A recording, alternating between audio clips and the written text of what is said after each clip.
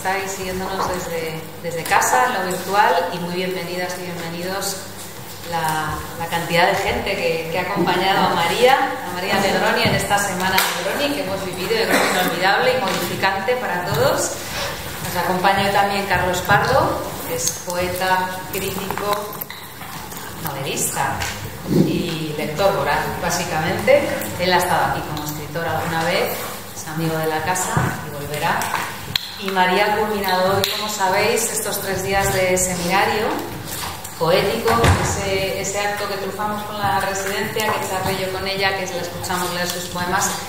Y hoy tenemos aquí pues un momento muy especial, como ya os conté, nuestro premio, el premio Margarita Hierro, Fundación Centro Poesía.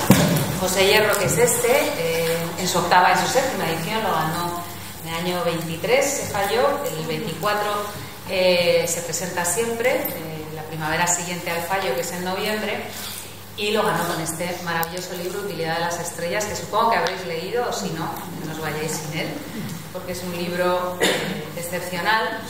Y por circunstancias presupuestarias, hay que decirlo, que estas cosas, pues la cultura pasa mucho, no pudimos conseguir que María estaba en ese momento en su ciudad, en Buenos Aires, pero María me dijo un poco después, tranquila, voy a estar en Europa la primavera del 25, vamos a hacer algo, y nos desquitamos, y hoy es el día, hemos hecho el seminario, que era fundamentalmente lo que nos parecía que no podía suceder, que María pasara por Madrid y no dejara la tierra removida, que creo que ha pasado. Y ahora presentamos este libro. Por supuesto, el premio se entregó virtualmente, ya nos hizo una presentación con el vídeo que presentó además en concreto Jordi Doce, miembro del jurado que nos acompaña, muchas gracias. Pero le voy a hacer la entrega con vuestro clamoroso aplauso de lo que nos queda simbólico por entregarle, que es la estatua de José Hierro.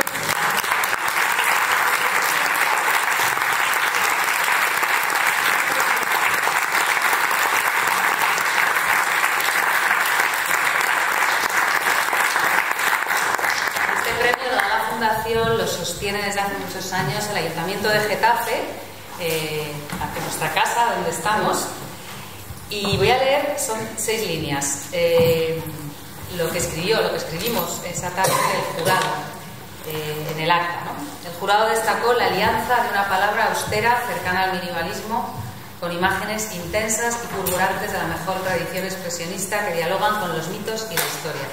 El resultado es un libro casi testamentario, que mira al mundo con esperanza y convencimiento, sin deponer la voluntad utópica que tiene siempre la mejor poesía. María Negroni, y pues todos lo sabemos, pero quienes no hayáis tenido la suerte de estar aquí o no vivís cerca de esta maravillosa ciudad de Getafe, transgrediendo sin quererlo, por puro instinto en su poética de la desorientación, renunciando al corsé y a la opresión también de los géneros, de los encasillamientos, pues ha trazado una poética en libros de diverso formato, pero que en realidad tienen mucha más unidad de la que pudiera parecer. Libros de poesía como Oratorio, Archivo Dickinson, El objeto Satie, Exilium, Utilidad de las Estrellas, textos de ficción como La Anunciación, fundamental para entender cierta época de tu país, ¿no? Y el tema del compromiso y el arte, del que el otro día pues, se pudo hablar un poquito. Libros de ensayo como supuestamente El corazón del daño, pero yo creo que no es un libro de ensayo, que es mucho más que eso. O La idea natural, que acaba de salir en Acantilado y que todavía no he podido leer, pero nos falta tiempo a todos para hacernos con él. En fin, una poética muy honesta que se enfrenta, como ya vimos el otro día y vemos siempre que cogemos un texto de María, a las preguntas fundamentales, renunciando a los asideros habituales, y el resultado, pues, con inteligencia creativa y con riesgo, es el que es. Así que muchas gracias, María. Muchísimas gracias por todo, por venir aquí, por estas 9 horas que habéis disfrutado, veo caras ahí de sí, por este libro y por lo que nos quede. Eres de la casa. Muchas gracias.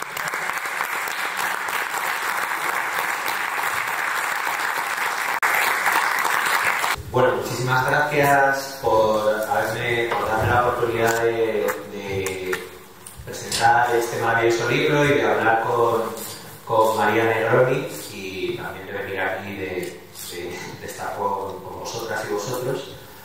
La presentación de Julieta ha sido muy buena, el resumen final con 2 o 3 minutos parecía una cosa así muy leve, que no quería decir mucho, pero realmente ha sido como perfecta para definir un poco cuál es el lugar extraño, voluntariamente extraño, que ocupas en la literatura o que trabajas, o que el lugar extraño en el que está tu escritura, ¿no? De alguna manera, o que abre un poco tu escritura. Como empezábamos diciendo estas cosas que normalmente no se dice, que estábamos muy cansados, yo he de reconocer que me funciona medio cerebro. Medio de él y medio de sí. Yo también.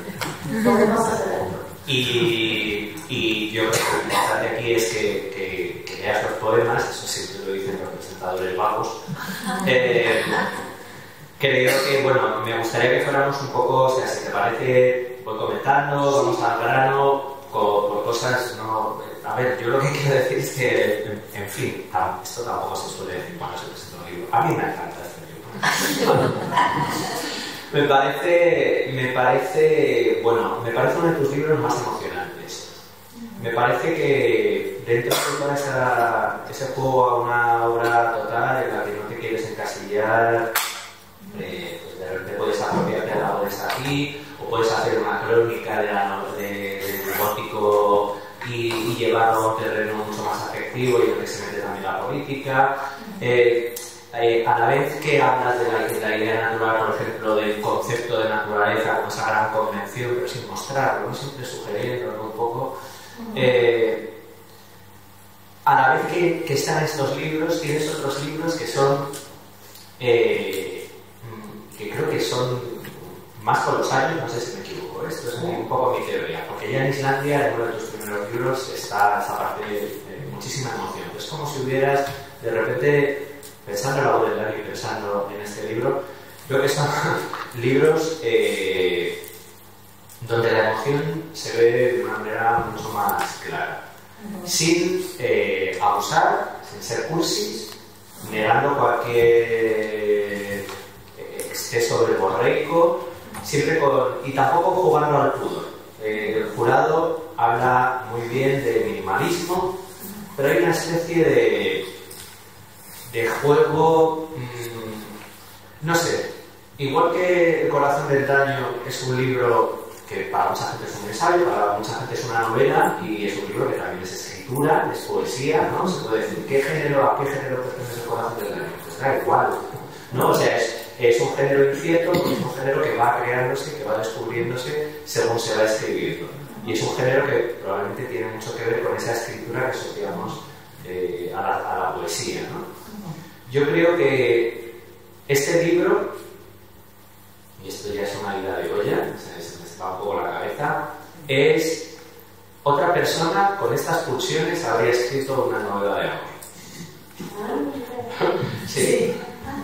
Pero de repente este libro, que podría ser un libro de amor, un libro de las ruinas del amor, un libro de la experiencia de la vida, un libro de lo pesado y lo ligero que es la carga de la memoria, por ejemplo, se convierte en un libro sobre la propia escritura y en un libro sobre las capacidades de la propia poesía, sobre la escritura en sí, que es esa tensión un poco entre la escritura como algo muy fijo y algo que no nos da la medida porque nos movemos, somos móviles, dices uno de los poemas.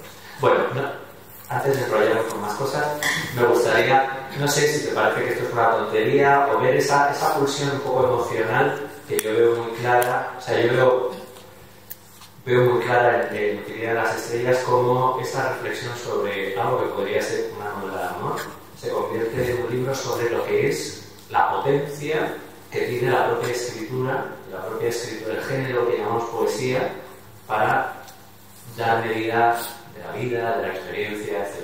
Ya me he ido ahí, ¿no? Sí, no importa. Estamos intentando algo. Interesante porque aparentemente habría una dicotomía, ¿no? Entre el amor y la escritura, pero en realidad la escritura tiene que ver con el amor. básicamente con el amor a todo lo que se nos escapa, que es básicamente el lenguaje. Entonces, a mí me parece que hasta donde yo veo, ¿no? Porque no sé, pero a mí me parece que en los libros que he escrito, el personaje principal siempre es el lenguaje. Y en ese sentido, cuando tú hablabas del corazón del daño, la forma que yo, cuando me preguntan qué es, no sé qué es, pero es un objeto verbal, donde, digamos, trato de tocar algunas cosas, a ciegas, como siempre, ¿no? Se ocurre con la escritura. Y entonces en este libro es interesante porque no me acuerdo cómo fue que lo empecé a escribir. Me acuerdo sí que tenía el epígrafe de Levinsky, que es un verso, una frase que es un verso extraordinario, que dice: la poesía es un utensilio. Y a mí me parecía que era como extraordinario, ¿no? Porque en realidad la poesía no sirve como utensilio para cosas, es inútil en cierto sentido. Entonces, a partir de ahí, no sé, que se fueron naciendo. Después me preguntaban, ¿cómo pienso los libros? Y depende, cada libro es diferente. A veces tienes ideas, son obsesiones. Acá no veo yo tanto una obsesión particular. Pero eso que tú dices, ¿no? Que es como una especie de espiral que va volviendo una y otra vez, con suerte en otro nivel, para preguntarse qué se puede decir, qué cosas se pueden decir. Y eso. A mí me parece que, claro, eso normalmente eso puede ser algo de lo que esperamos que sea la poesía o que sea la literatura, pero casi siempre la poesía o la literatura en general suele ser, o los escritores, las escritoras suelen ser profundamente supersticiosos del lenguaje o supersticiosos con el sentido del lenguaje. A mí hay algo, es decir, que creen que las palabras significan, ¿no? Sí. De alguna manera.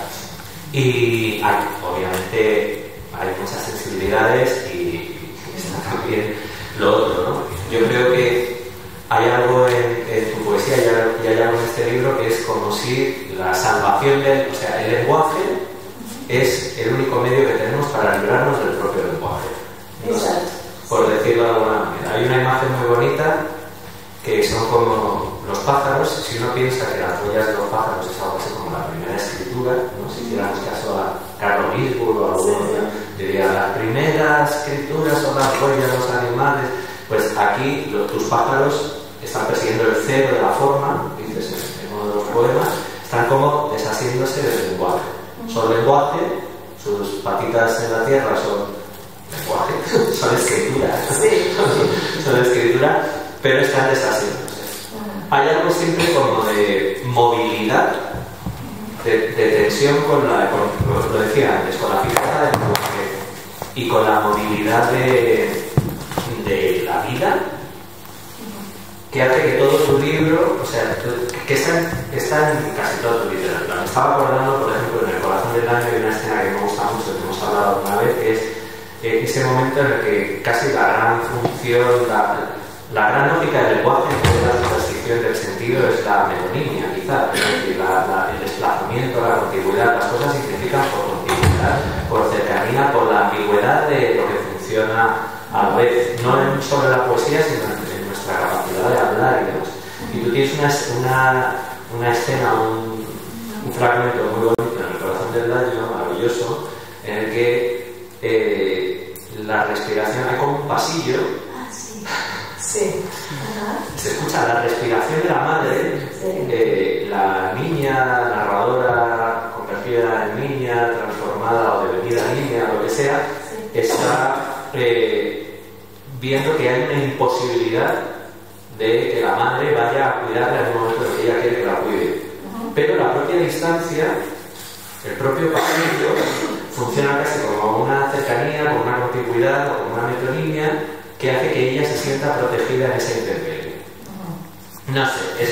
Sí, pues, sí, me la tengo medio borrada, pero creo que dice algo así como que, no me acuerdo, pero como que ese pasillo, no lo voy a poder explicar, pero que ese pasillo fue parte de mi vida en una forma permanente, ¿no? Que me atravesó el pasillo, algo por el estilo, ¿no? Sí.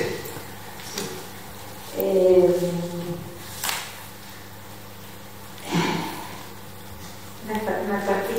Yo también. O sea, pienso en el libro, pienso en Utilidad de las Estrellas como un libro que trata la propia forma de las estrellas. Es un libro que está continuamente también invirtiendo algún tópico de la literatura, la falacia patética, esta idea de que nos proyectamos en el paisaje, que el paisaje nos muestra, significa, el paisaje tiene sentido, ¿no? De alguna manera estamos como buscando un sentido. Las propias estrellas en el poema aparecen como si hay un sentido, es un sentido de una memoria de algo que ya ha muerto. No sé, hay como continuamente este juego entre los signos y lo que es imposible de transmitir a través de los signos. No sé si es un libro que en ese sentido, bueno, no quiero enrollar. No. Está bien porque las estrellas de alguna manera también tienen que ver con el título, con lo que decíamos antes de la función de la poesía, ¿no? O sea, ¿para qué sirven las estrellas también? La utilidad de las estrellas. Bueno, las estrellas son luz, muerta o no, pero en algún momento estuvieron vivas y fueron luz.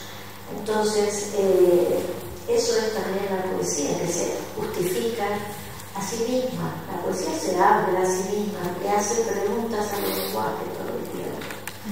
Entonces, ahí mismo, es en ese territorio, me parece que se van armando los poemas, ¿no? ¿Quieres que lea? Sí. Todavía no. Pobre, para salvarlo, porque lo veo que... Es que estoy muy... Pero vamos a hacer un esfuerzo, lo vamos a mejorar. Podemos contarle al público que nosotros nos conocimos, no me acuerdo dónde. En Córdoba, España. Y nos vimos en Santiago de Chile. En una cosa que se hizo con cuadernos hispanoamericanos. Y tuvimos esa conversación, estábamos muy frescos y descansados los dos. La rompimos.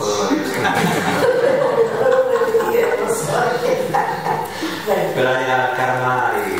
Pero vamos a hacer un poco más. O sea, vamos a ver. A mí hay como varios elementos que me interesan,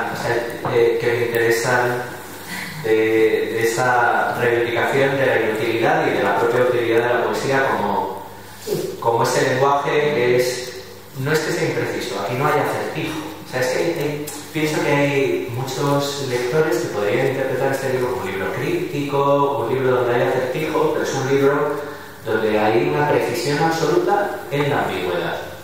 Es decir, no es preciso en el cliché, sino que es preciso en la ambigüedad y en la complejidad. Entonces hay como algunos... Y hay a la vez una defensa de... Pues es casi una poética, ¿no? Estamos pensando que, bueno, una poética. Tu literatura trata sobre la propia escritura. Pensando que la escritura es aquello que nos concibe como formas vivientes o como lo que sea. Y en cierto sentido, o sea, yo me estaba acordando, hay algunos poemas que me recuerdan hay un poema clásico de la modernidad que interpreta el mundo como lenguaje, pero un lenguaje ambiguo, sinestesias, el poder, las correspondencias, etc. Aquí hay como... es casi como una anticorrespondencias. Sí, o sea, a mí hay algo, hay como... siempre hay algo profundamente inasible, que también lo acabas de decir, en todo este esfuerzo por interpretar el mundo. Pero a mí hay algo simplemente como dos conceptos que me gustaría que hablaras y vamos abreviando y no preguntar más y ya. Uno es la imagen aparece la imagen, ¿no? Hay como una fuerza de la imagen. La imagen, no solo una imagen, la propia de los pájaros, que decíamos antes, que buscan hacer de su forma, sino la propia palabra imagen. Ajá. No sé. Y la otra palabra podría ser canto, ¿no? Hay un momento en el que dices algo así como que rezar es cantar 2 veces, o... Sí. Sí, hay como una reivindicación también del oído. Del oído en el lenguaje, que también el oído de alguna manera es como lo rítmico que hay en el lenguaje. Es lo fluido que hay en la escritura. Sí. Es muy difícil, lo que pasa es que es muy difícil hablar sobre la poesía, más sobre la poesía que uno ha escrito, ¿no? Pero yo diría que, que en este libro hay como una especie de, me parece a mí, ¿no? Como una puesta en escena de lo que puede hacer el lenguaje, y que creo también que hay como una especie de corrimiento o tendencia cada vez más fuerte a la concisión, lo que tú llamabas la exactitud, ¿no? En donde, no sé, el otro día decía Julieta de la Residencia de Estudiantes que había leído no sé dónde, que yo hablaba de una escritura esquelética. Yo no lo recuerdo, pero lo identifico, o sea, es como que me parece que más y más que como algo que siento, ¿no? Más y más voy en un camino hacia lo más escueto, preciso y simple que pueda. No sé por qué es eso. Casi que si uno lo lleva un poquito más allá, el deseo sería escribir un libro sin palabras. Ese sería el sueño normal. Escribir un libro vacío, que ya lo ha tenido ese deseo. Nada menos, obviamente. Entonces, a la vez, esto que tú dices, la precisión en la ambigüedad. Porque si algo tiene la poesía, si tiene alguna utilidad, si tuviera alguna utilidad, esa utilidad tiene que ver con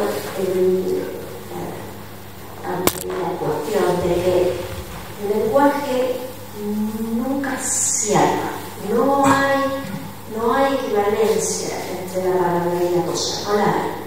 Hay distintas aperturas, y ecos, y resonancias y demás.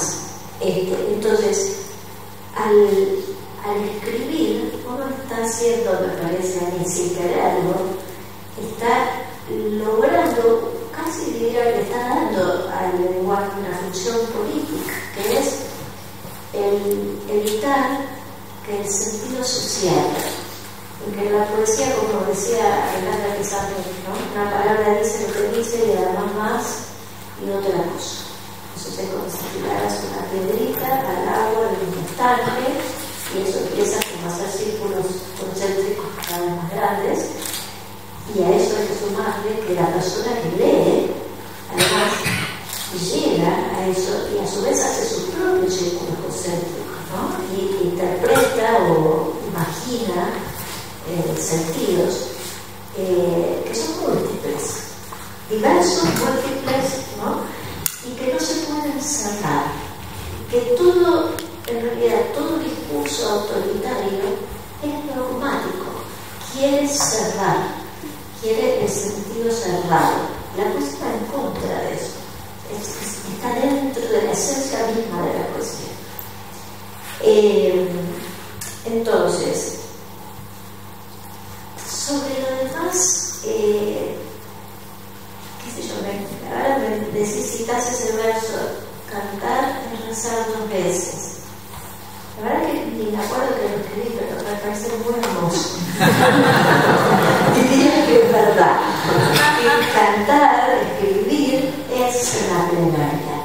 Que ahí también, así como dije, que está esa función política, y lo dije hoy antes, ¿no? En el seminario, está la función, para ponerle una palabra, espiritual o sagrada de la felicidad, ¿no? Porque en ese intentar nombrar es siempre un fracaso, porque no logramos por suerte. Pero en ese intento hay obviamente estamos acercándonos a las grandes preguntas, ¿no?, que tenemos como seres humanos. Entonces, esas preguntas se acercan a ese territorio de lo invisible, que es el territorio de lo sagrado. Y ese territorio me parece que se encuentra cerca del silencio. No es mediante una proliferación de palabras, proliferación de adjetivos, proliferación de narraciones, donde eso puede aparecer, sino más bien en la contracción. En vez de ser por exceso, para mí, ¿no?, es por lo que se retrae y deja limpio, transparente. Hay un pintor, escribí un poema sobre eso porque me pareció lindísimo. Me lo dijo después, de ahí salió el poema, me dijo: a mí me gustaría pintar la transparencia. Hombre, ¿no? A mí también.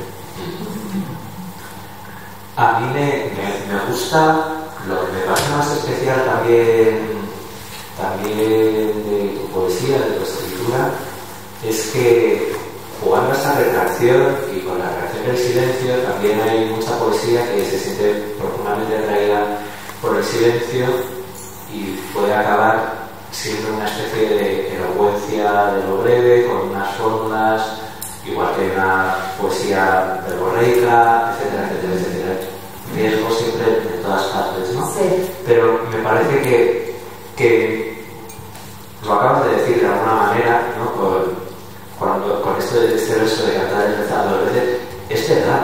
O sea, hay como en ti la brevedad, esa especie de contención sirve para que haya un ritmo de deslumbramiento y de pequeñas epifanías que durante un breve momento, el tiempo que sea, mientras las leemos, son verdad. Son verdades universales. Que es algo que en fin, y son verdades que no necesitan ser argumentadas, sí, pero están argumentadas por la propia lógica o están justificadas por la propia lógica de los poemas o del ritmo que tienen. Y para mí eso es algo como que das más de lo que podría parecer que puede dar una poesía tan escueta y tan esquelética. No es esquelética, no es una poesía esquelética, es una poesía sí, con Proust, se mezcla, de repente hay unos versos de Paul Éluard, o aparece Dostoyevsky en el título de un libro, cosas así. No sé. Sí, es interesante lo que decías de los riesgos, de que los riesgos están en todos lados. Y además, están en todos lados y están todo el tiempo. O sea que ningún libro es garantía de nada. O sea, eso es lo más tremendo de la escritura, ¿no? De que en cada libro te vuelves a enfrentar con todas las dificultades, con todas. No hay, es como si no hubiera una experiencia capitalizable, ¿no? Que uno dijera, bueno, ya escribí, entonces ahora ya no, como que te parece juego a la boca, siempre estás en el comienzo, ¿no? Y te tiene que enfrentar a todos los desafíos. Pero bueno, eso es parte de lo que hacemos. Y me parece que la única garantía que hay es como, no sé, por lo menos intentar, ¿no? Como si hablan que no fracasar mejor. Fracasar, eso es parte del trabajo, pero bueno, llevarlo un poquito más más adelante, no sé, o al costado, o hacia atrás, no sé.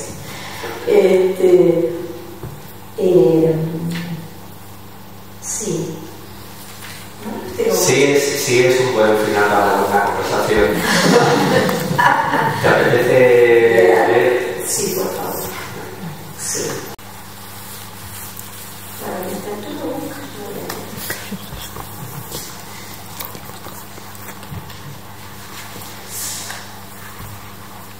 Anomalías.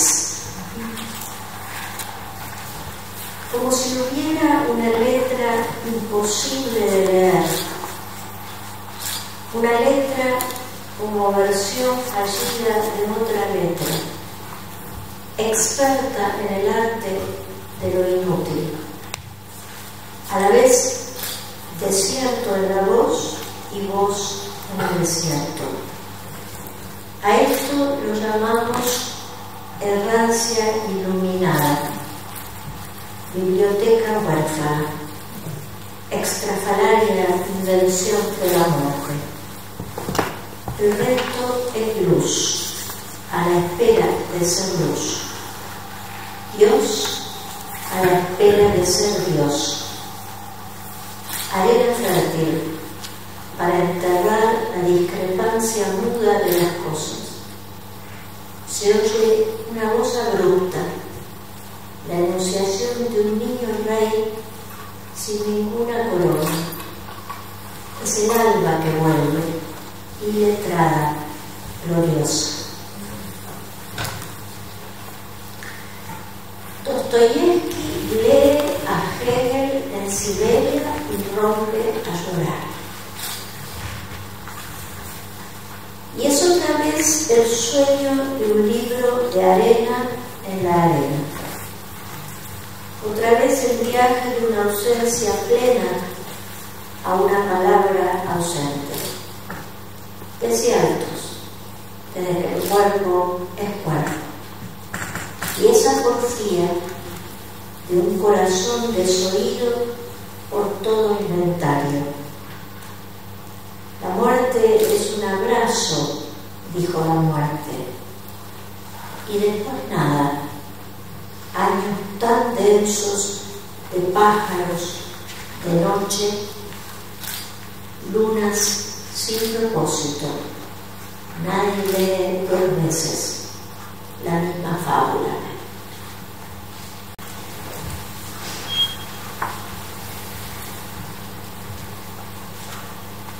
Sinfonía en rojo. Canta la voz en la cabeza, el corazón en la cabeza en la cabeza. Y así el invierno pasa y oculta las heridas en el libro plural de las ideas. Entonces tocan fondo las calles de la vida. Lo ocupa todo el río de los hechos, el más inhóspito fragmento de futuro. Así las cosas, noche oscura en su fronda, yo escribo.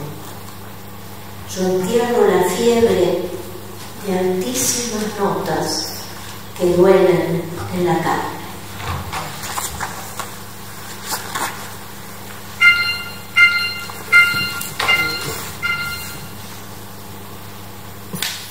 Meditación sobre mi muerte futura. Acá está. Busca el pájaro insolvente el cero de la forma, como si hubiera abrigo en la obsesión, sosiego en el camino de no hacer sino estar.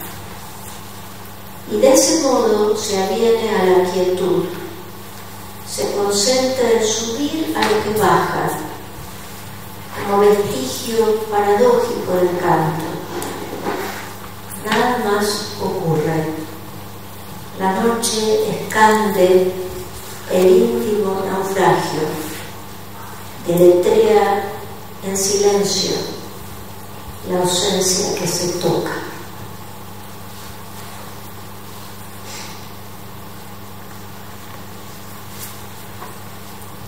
prioridades. ¿Importa ese animal que se hospeda de cuando y siempre en tu propia cueva, que afila los dientes contra toda esperanza en lo impronunciable? ¿Importan las orillas para las que todavía no estás lista? El brillo de lo efímero, la oscuridad que la casa del ser recibe con un sí. Toda esa escuela, todo ese esfuerzo inaudito entre el exilio y la astucia. No saques conclusiones de la emoción chiquita. Apasionate por dentro. Quédate quieta con tu pregunta nítida.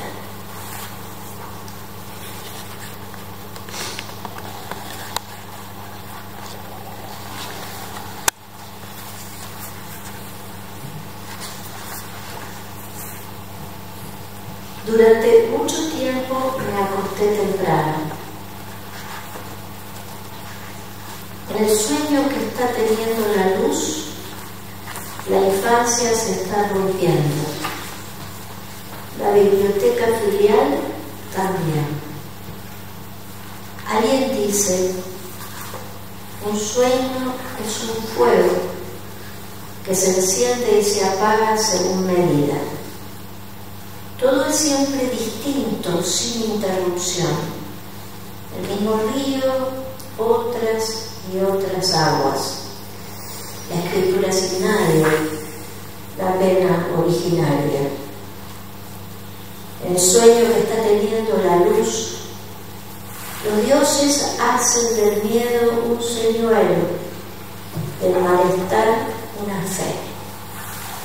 Alguien dice, yo fui, yo era, yo buscaba la tercera orilla, el laberinto recto, el hueso donde a veces se posa la presencia. ¿Sí?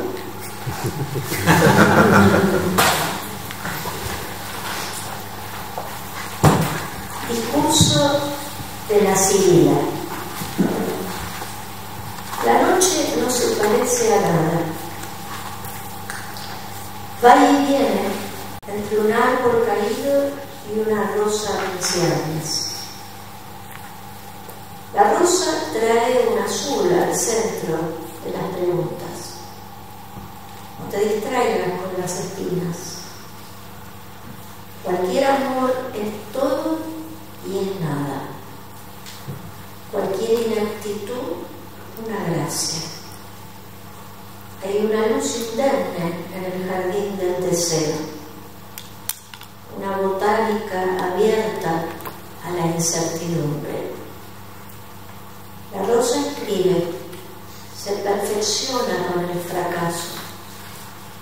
Por un instante consigue no existir. El silencio llega porque ya está.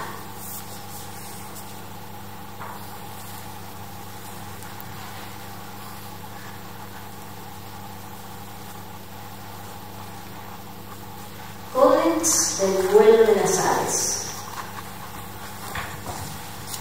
Leonardo escribió un tratado sobre los pájaros, como si lo hubiera saltado una especie de fe. El deseo de espiar lo real sin ninguna sintaxis. Después lo distrajo un árbol que hablaba de una montaña y un rey y un viaje hacia Cantar. En el confín del mundo, las aves escritas alzaron vuelo. Extraño espejo, el camino ausente. Premio absoluto, la imagen donde extraviarse.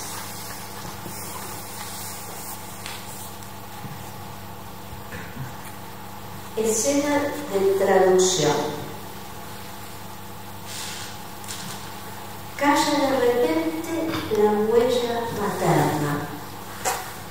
Se hace nudo. Viaje al centro de los pasos, donde el umbral coincide con la primera luz y el mar más viejo con el más viejo huésped de la humana carne.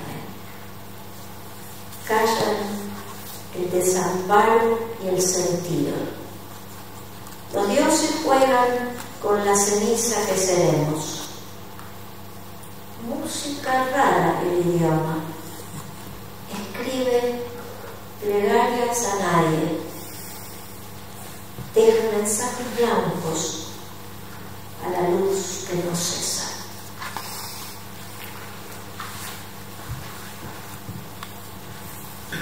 Creo que la gente se cansa de escuchar cosas. ¿Podríamos interrumpir? Siempre queda la duda. Me queda la duda. ¿Quieres leer una más? No hay otra posibilidad.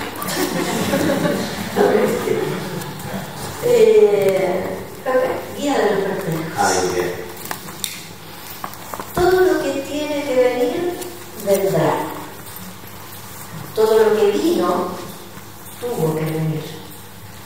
Es ese el grande aprendizaje. Anticipar lo oscuro del pájaro alumbrado en la escritura de las alas.